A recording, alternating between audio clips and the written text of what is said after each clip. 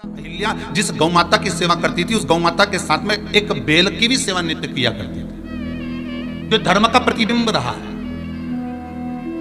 जो धर्म का प्रतीक रहा है। और हमने पहले भी आपको कहा, एक कथा में, धर्म की कथा में आपका, जब भगवान शंकर का नंदीश्वर अवतार आपको श्रवण कराया था, तो उसमें कहा था कि बेल जब पांव की खुर देवे मिट्टी पर, भूमि पर, तो उस खुर की रज का बड़ा महत्व है महाराज।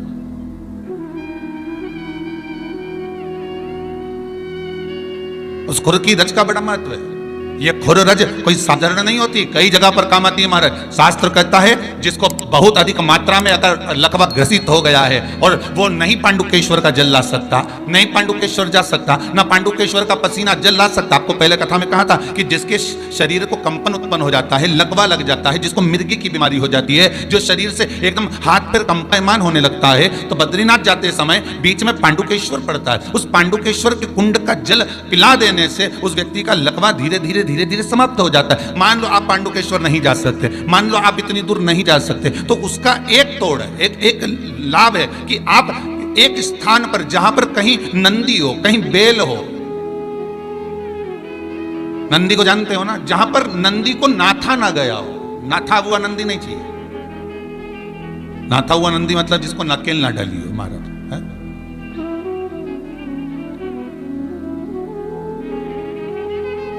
जिसको नकेल डल गई वो नाथा हुआ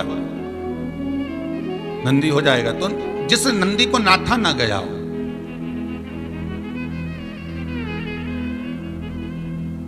उस नंदी के चरण की खुर या उस नंदी पर, उस नंदी का पांव किसी तेल में पड़ जाए और उस तेल की मालिश मात्र 5 या 7 दिन कर दो, चिपट के आधा 1 घंटा बहुत है, खड़ा होकर दौड़ेगा व्यक्ति। ईश्वर महादेव, जो व्यक्ति पथभ्रष्ट होता है, जैसे मदिरा के नशे में पड़ गया, कहीं जुए में पड़ गया, कहीं मांसाहार में पड़ गया, कहीं व्यसन में पड़ गया, कहीं गलत काम में अगर कोई जा रहा है, तो श्रम्भेश्वर महादेव के नाम से काली तिल भगवान शिव को समर्पित करी जाती है महाराज। काली तिल को वापस उठा कर ले आते हैं।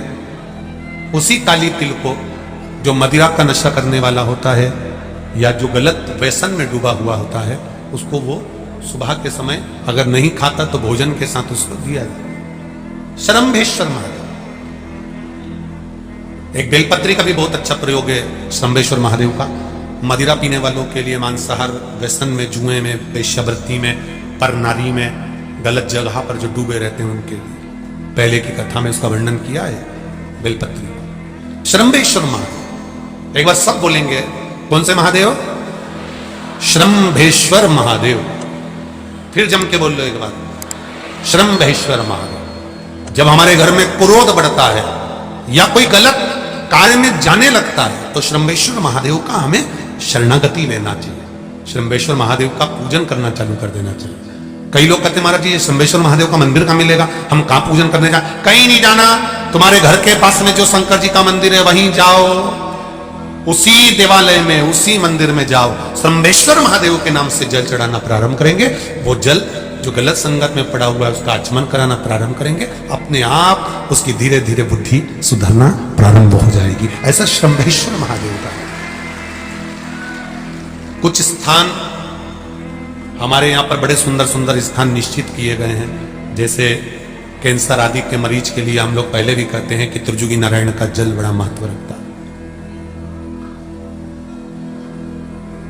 जिसका शरीर या जिसको एक पत्र आया है कि किसी को मिर्गी का झटका आना चालू हो गया था। पत्र ढूंढेंगे तो समय थोड़ा लग जाएगा, जिसने लिखा है उसके स्मरण में होगा, जिसने भी लिखा होगा कि बीमारी के चलते चलते फिर मिर्गी आना चालू हो गई। जिसने भी लिखा है वो दोनों हाथ एक बार हिला देना, जिसके लिए भी लिखा हुआ वो इतना ध्यान नहीं आ रहा। तो उनको मिर्गी का झटका आना प्रारंभ हुआ। अब मिर्गी का झटका आना प्रारंभ हुआ, कई महीने निकल गए, मिर्गी के झटके बंद नहीं हुए। तब उन्होंने पत्र में लिखा है कि श्रम्भेश्वर महादेव का आपने जो वर्णन करा था 31 बेलपत्र वाला, गुरुजी हमने वो 31 बेलपत्र वाला प्रयोग करना प्रारंभ करा और उन्होंने पत्र में लिखा है कि मिर्गी के झटके भी बाबा की कृपा से ठीक हो गए हैं, अब कोई झटके उनको आ नहीं। श्रंभेश्वर महादेव का जो वर्णन है, श्रंभेश्वर महादेव का जो गुणगान है, ये कोई साधारण नहीं है। शिव महापुराण में भागवत के प्रहलाद चरित्र को लाकर रखा गया है केवल श्रंभेश्वर महादेव के प्रागट्य के लिए। ऐसा श्रंभेश्वर महादेव का गुणगान एक बार फिर आप लोग भूल ना जाओ, उसके लिए एक बार फिर से बोल लो, कौन से महादेव? श्रंभेश्वर महादेव। ये श्रंभेश्वर महादेव जैसे कुंदकेश्वर महादेव, कुंदकेश्वर महादेव का क्या काम है? माता पार्वती ने विदल उत्पल को मारने के लिए जो कुंदुक फेंका था, वो कुंदुक भगवान शंकर के पांव में जाकर गिरा था, तो शिव जी का नाम कुंदकेश्वर हो गया। जब हमारे यहां कोई दवाई नहीं लगती शरीर में, कोई कैंसर जैसा रोग हो गया, किडनी लीवर का रोग हो गया, या बीपी शुगर का रोग हो गया, शुगर लेवल में नहीं आ रही है, तो आप शंकर जी पे से जो बेलपत्र ला रहे हो कुंदकेश्वर महादेव के नाम से लाओ।